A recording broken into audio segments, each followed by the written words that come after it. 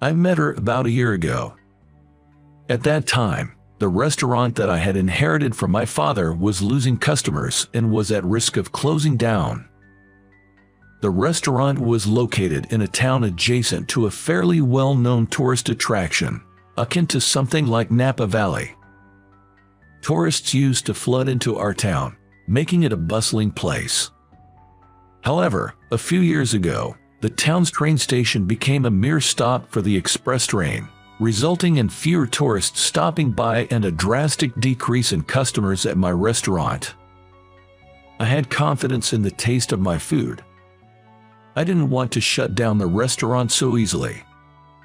But I couldn't think of a good solution. In order to clear my head, I decided to refresh myself by spending a night at a hotel with hot springs in the neighboring town of Sonoma, a place that also held connections to my father. "Mr. Jones, my name is Catherine, the young proprietress here. I'll bring your dinner, with drinks and appetizers shortly, but the main dish may take a bit longer. I hope you understand."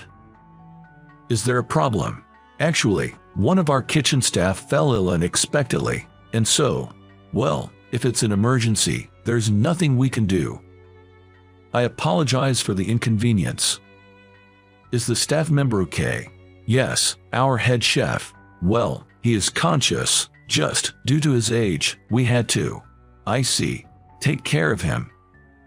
The person who fell ill, as Catherine, the young proprietress, had unintentionally mentioned, was the head chef. The reason I have chosen to stay at this hotel was because I wanted to taste that head chef's dishes. My late father and this head chef were both apprentices at the same fine dining restaurant. I had heard from my father that they often had disagreements about the taste of the dishes. Eventually, the two had a falling out. My father opened his own restaurant, while the other became the head chef at this hotel. I also often argued with my father about the dishes we served in our restaurant. But now, as I approached 40, I understood clearly.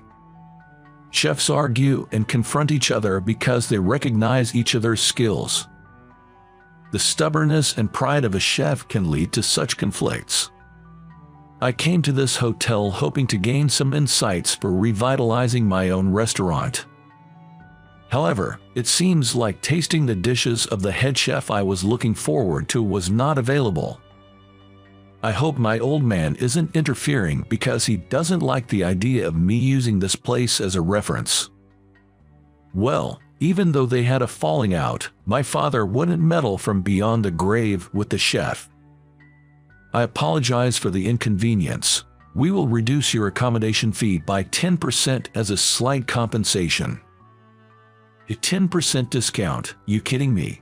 The next morning, when I went to the front desk to check out, Catherine was being bombarded by complaints from other guests. It was undoubtedly because of last night's dinner. "Cut it out, will you? What's your problem? You ate all your dinner, right?" "I ate it." "Then, it's all good." I glared at the guest. The guest seemed a bit taken aback and started whining. "I ate it, but it was so late that my entire schedule got messed up." "Were you planning to go somewhere nice?" "It's none of your business. It was an emergency. Understand that. But, get it." Seeing me get stern, the complainer seemed to have given up. Feeling a bit smug, I gave a snort and a smirk at Catherine, who was bowing her head in thanks. In the end, I returned home without finding even a hint to revamp my restaurant. I had no choice but to continue my modest business, catering to a few regular customers.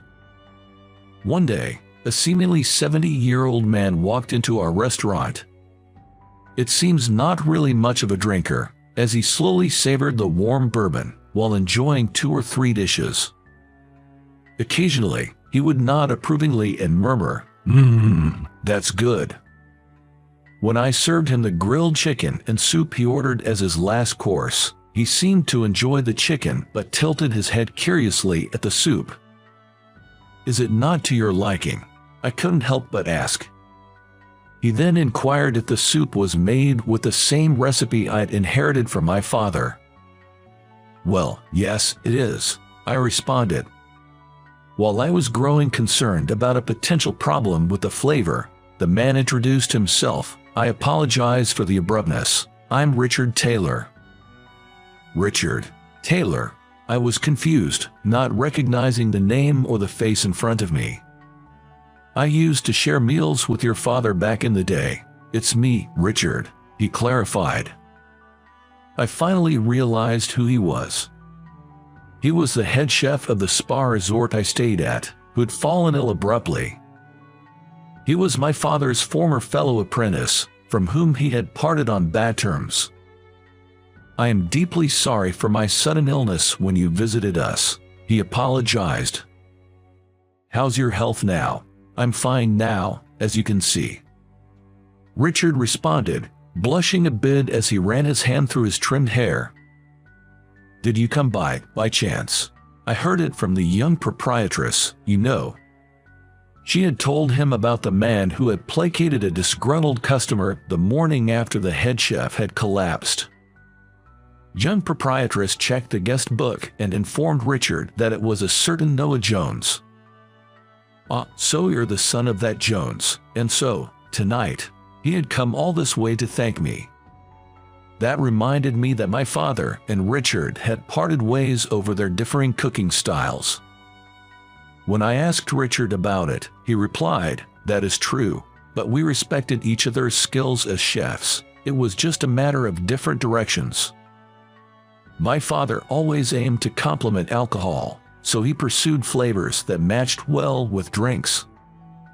Richard, on the other hand, not being a big drinker himself, sought after flavors that appealed to everyone. That's why we went our separate ways. Though my father and Richard rarely met, they stayed in touch, he said. You know, I briefly met you at your father's funeral, Richard added. Oh, I see. My apologies for not remembering, I replied. It's been 5 years already. Yes, time flies. As I responded, Richard looked off into the distance. I was curious about Richard's reaction when he tasted the soup earlier. About the soup. Oh, it was delicious, but it felt different from your father's flavor. So, I remade the soup and offered it to Richard. After he took a sip, he said, it feels similar, but does it lack something?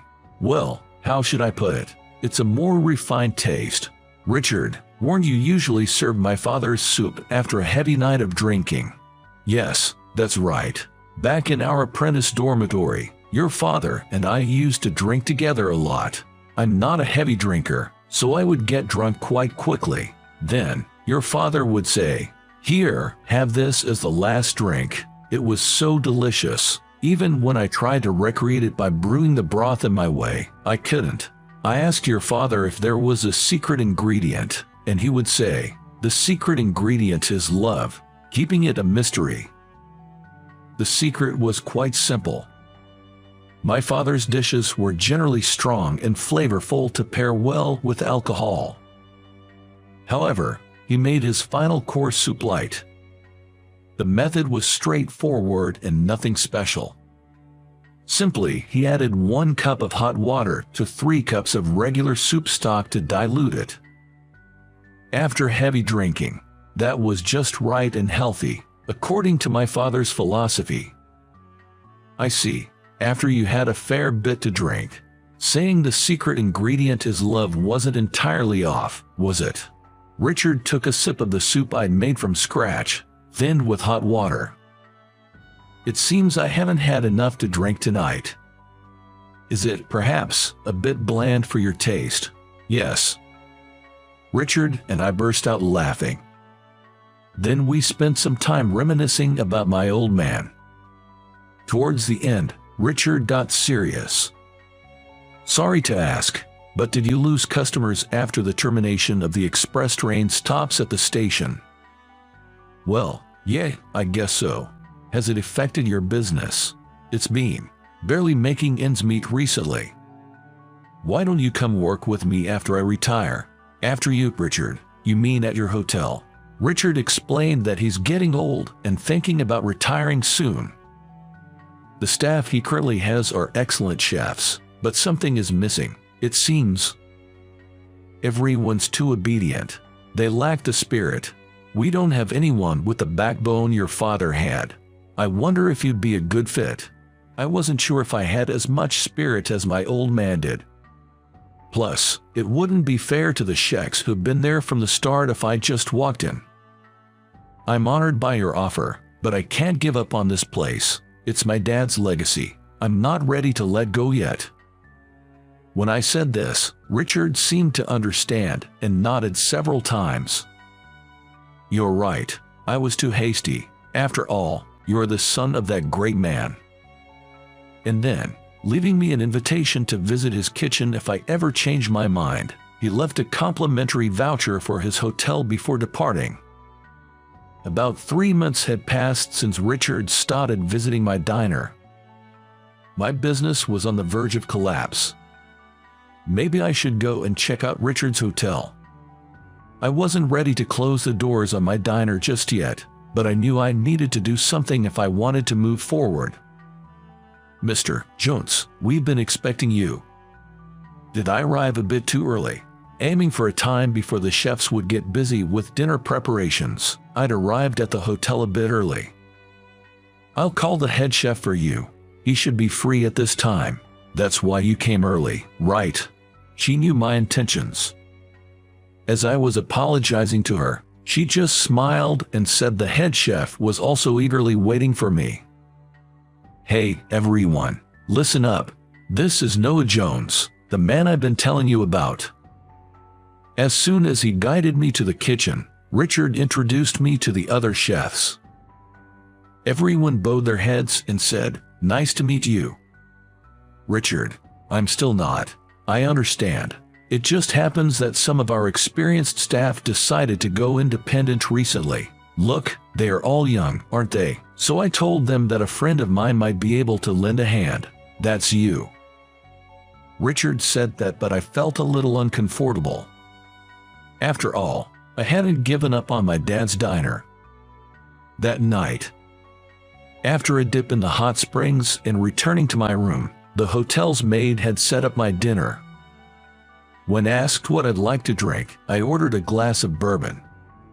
Shortly thereafter, the bourbon was brought in. The one who brought it was the young proprietress, named Catherine. Thank you for coming today. Thank you for having me. Please, have a drink. Thank you. I'm honored to have the young proprietress herself serving me. Oh, it's nothing. I've heard about your father from the head chef. Recently, Richard had been talking about my dad to Catherine every chance he got. He told me that the person I am now, it's because of your father. It's odd.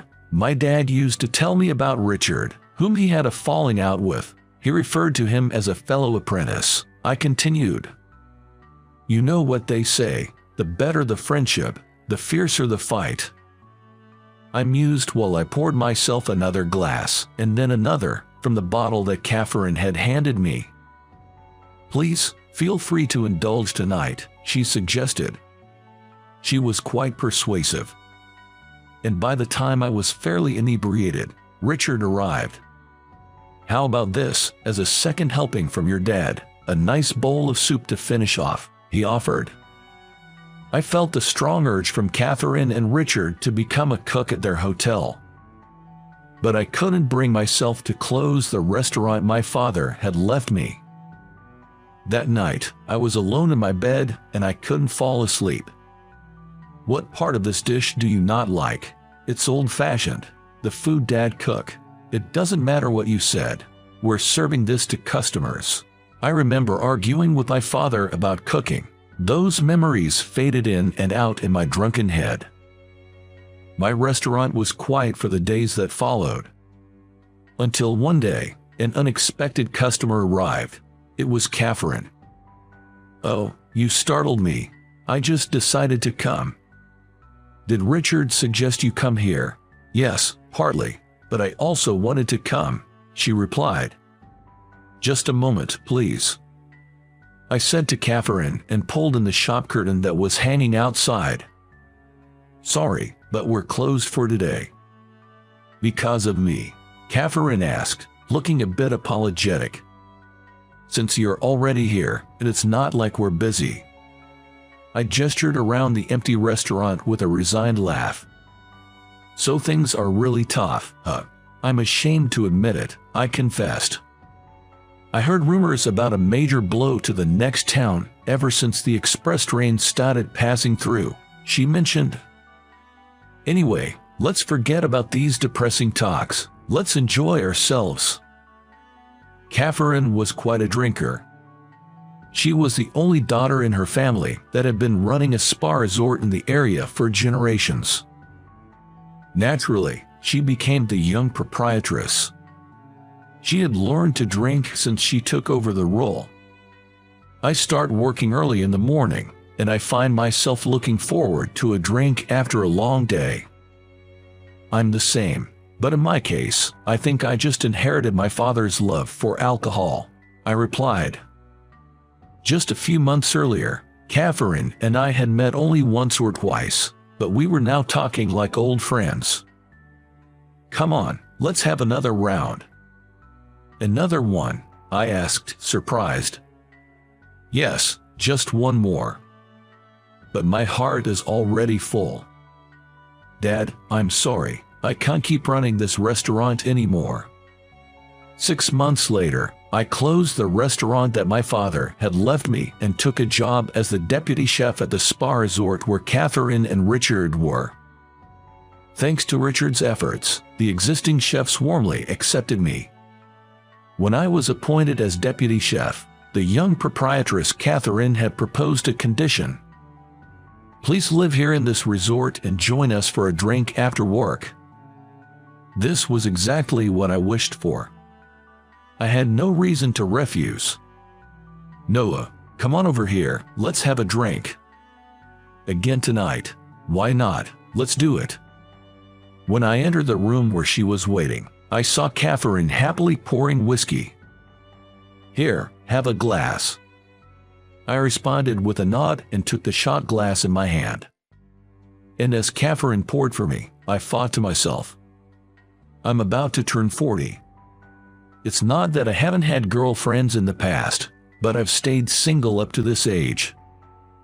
My late parents were late to marry, and when my dad was 40, I was born. Now, as I'm about to turn the same age as my dad was when I was born, I'm here, every night, getting whiskey poured for me by Catherine. Maybe this is what they call fate. "What do you mean?" In response to Catherine's question, I said this. "Will you accompany me for a nightcap for the rest of our lives? For the rest of our lives?"